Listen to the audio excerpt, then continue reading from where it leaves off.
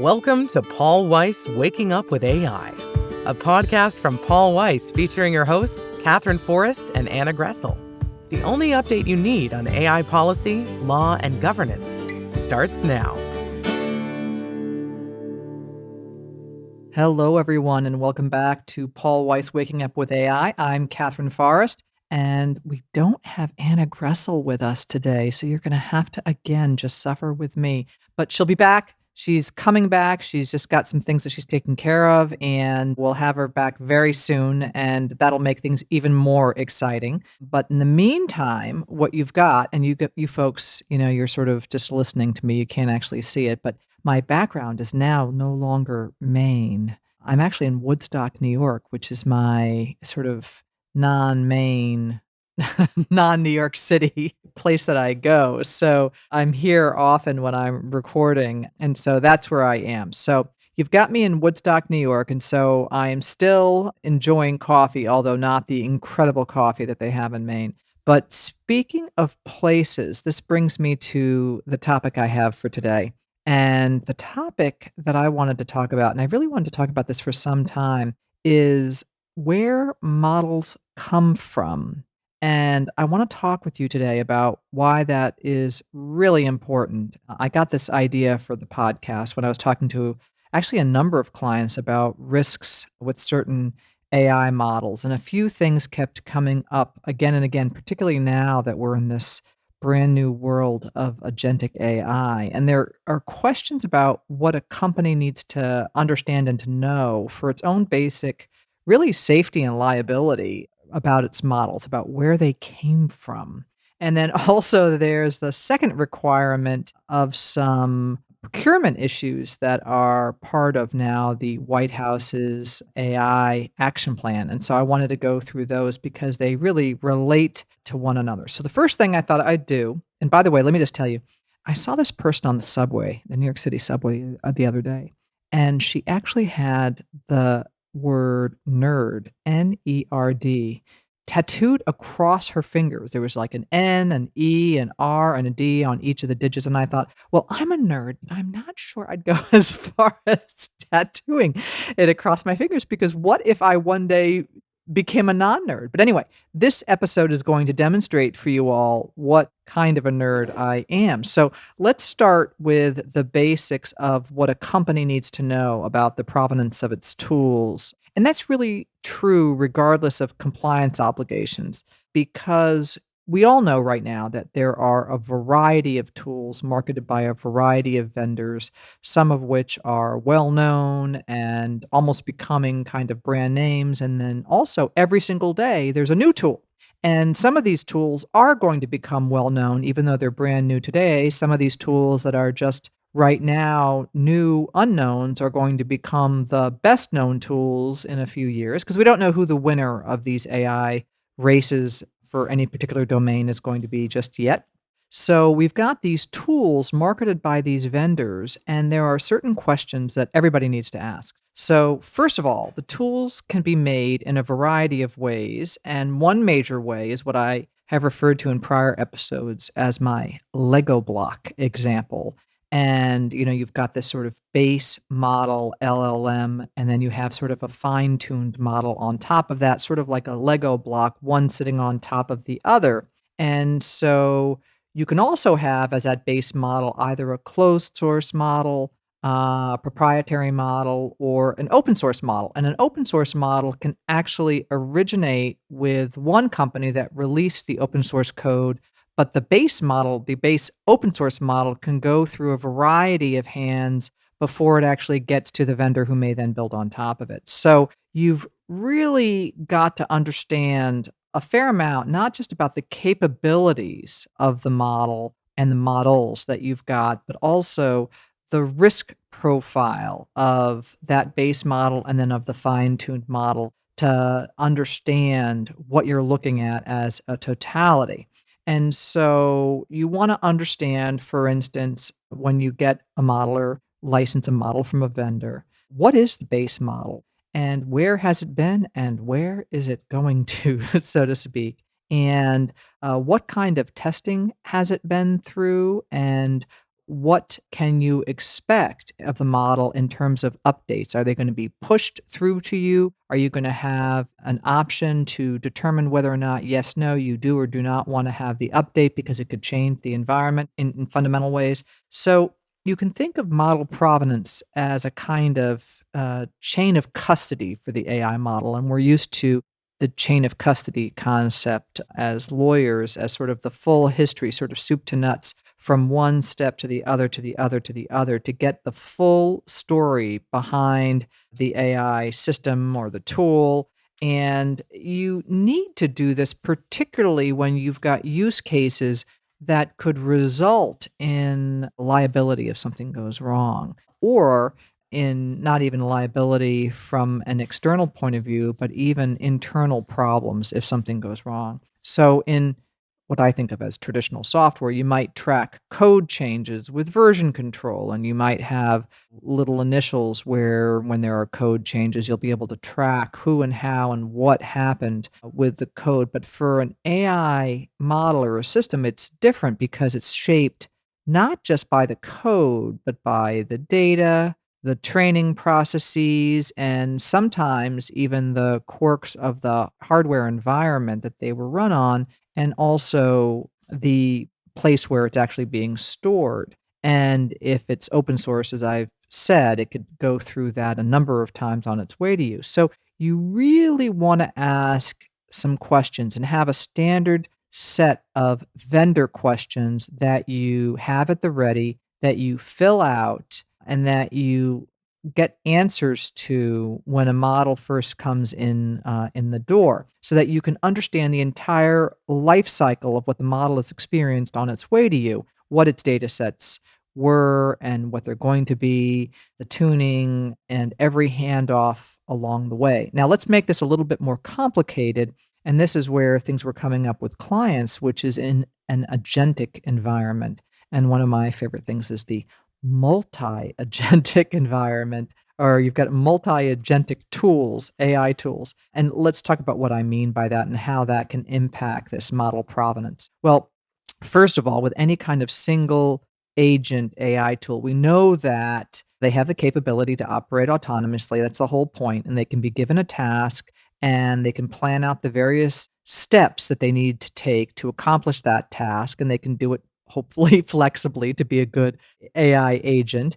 And many of these agentic tools, these AI tools, will use other tools along the way, or they'll take other steps and employ other capabilities along the way. But sometimes they can actually access a toolbox, an internal toolbox along the way. That's becoming an increasingly popular way of having agentic tools be able to be even more flexible. So you've got an agentic AI tool. That AI tool can actually access a little toolbox within the model itself. And you want to understand what's in that toolbox, not necessarily in some sort of deep technical way, but one of the tools that can be in the toolbox is a browser or a variety of tools that can give you access to external tools.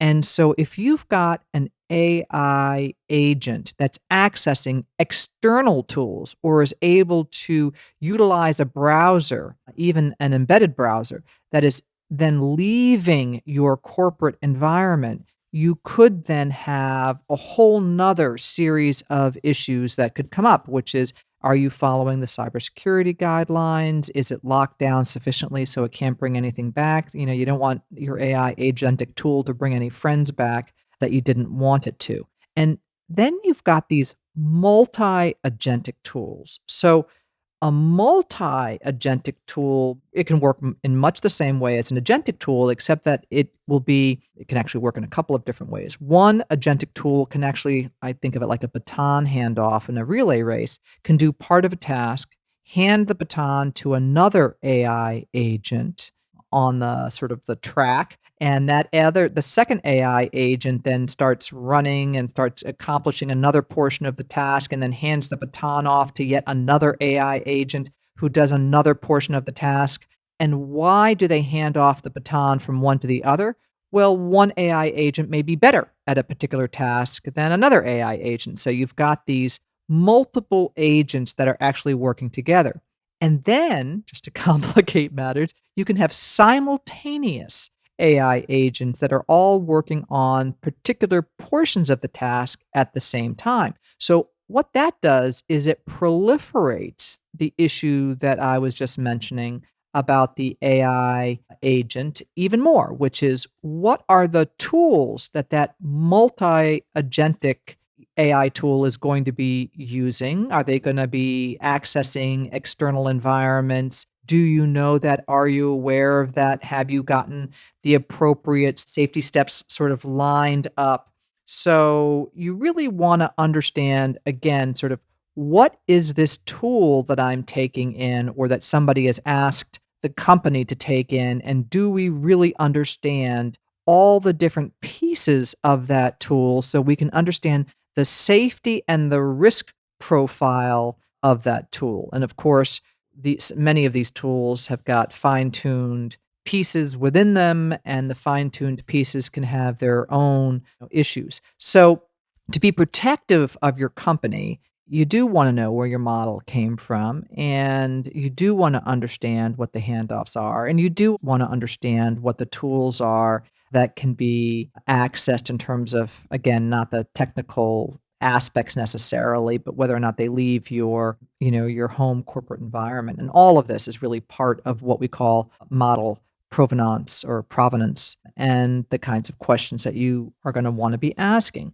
And it's about trust, but it's also now increasingly there's an aspect layered on top of regulatory necessity. And so let's talk about what that is. So, as part of the US government's or the White House's AI action plan, and they, as we all know, we talked about this during a prior episode, they had a push for American AI sovereignty.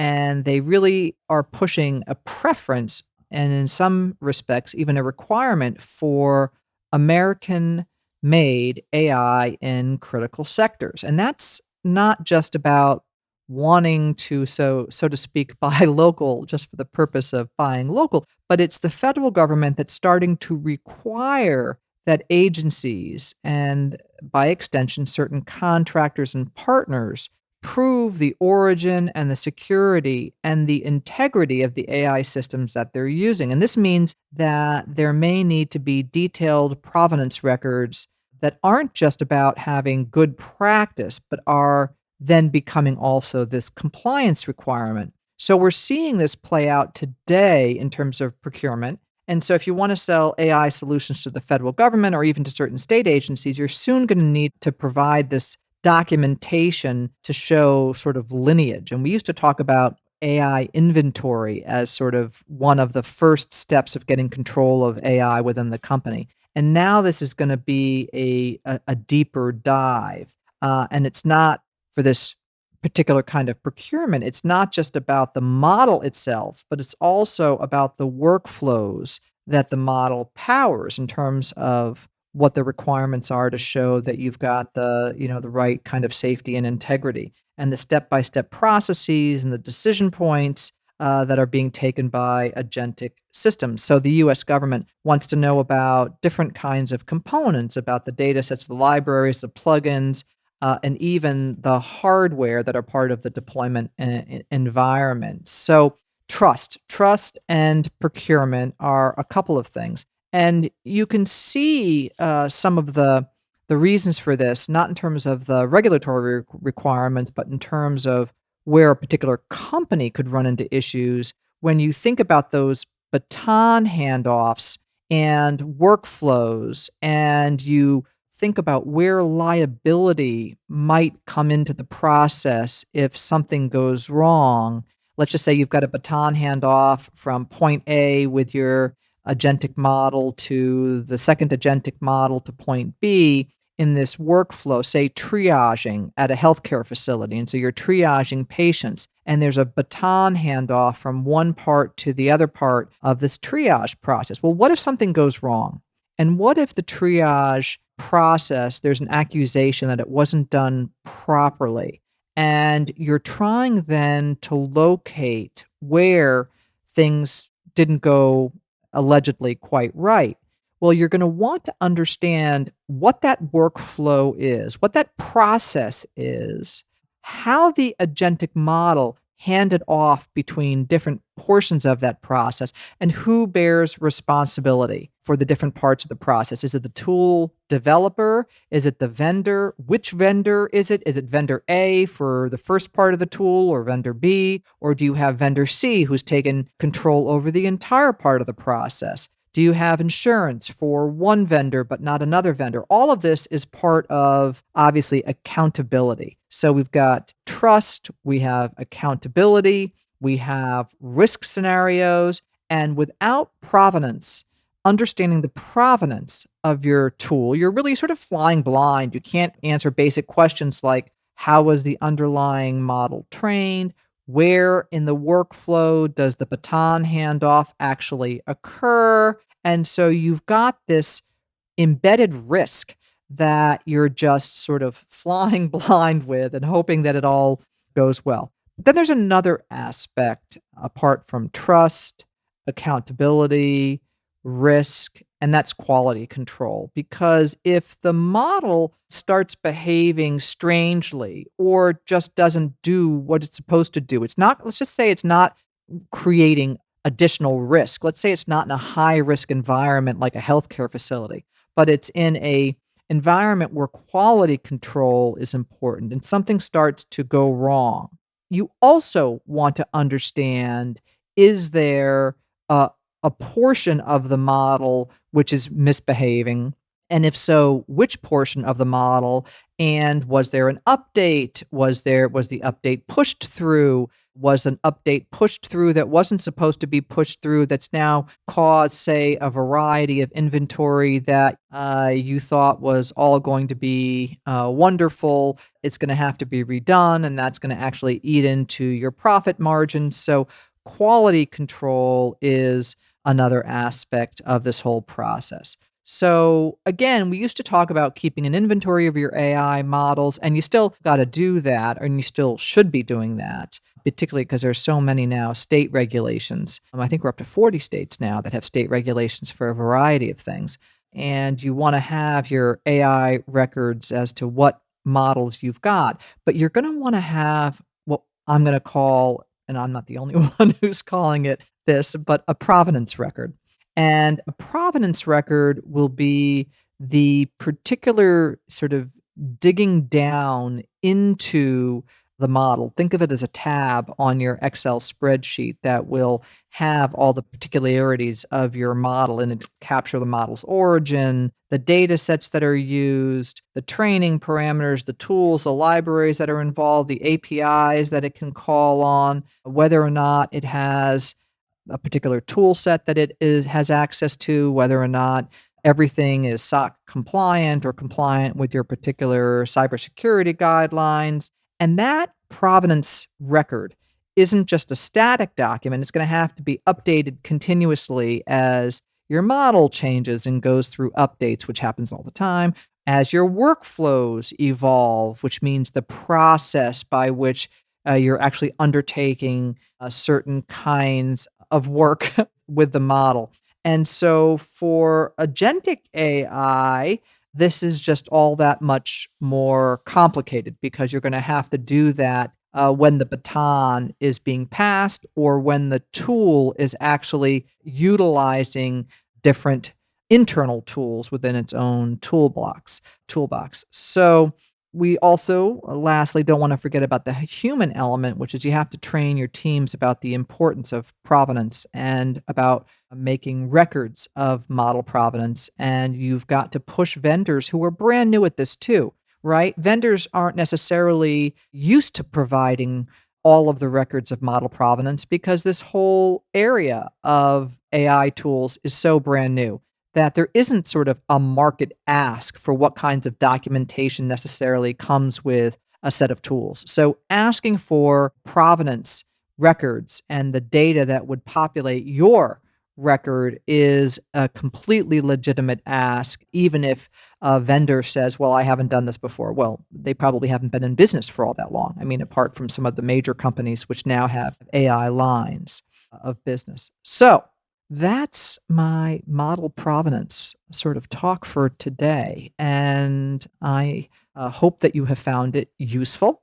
I'm Katherine Forrest, for those of you who don't recognize my voice. And we'll have Anna back with us very shortly, and you'll have then her voice as well, which will break it up. But I want to thank you all for joining us on this episode of Waking Up with AI. Don't forget to like and subscribe, and we will hopefully have you all with us next week.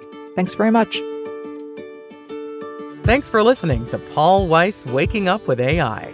Be sure to subscribe in your favorite podcast app to stay up to date on the latest in AI policy, law, and governance. For more information on Paul Weiss, go to our website at www.paulweiss.com.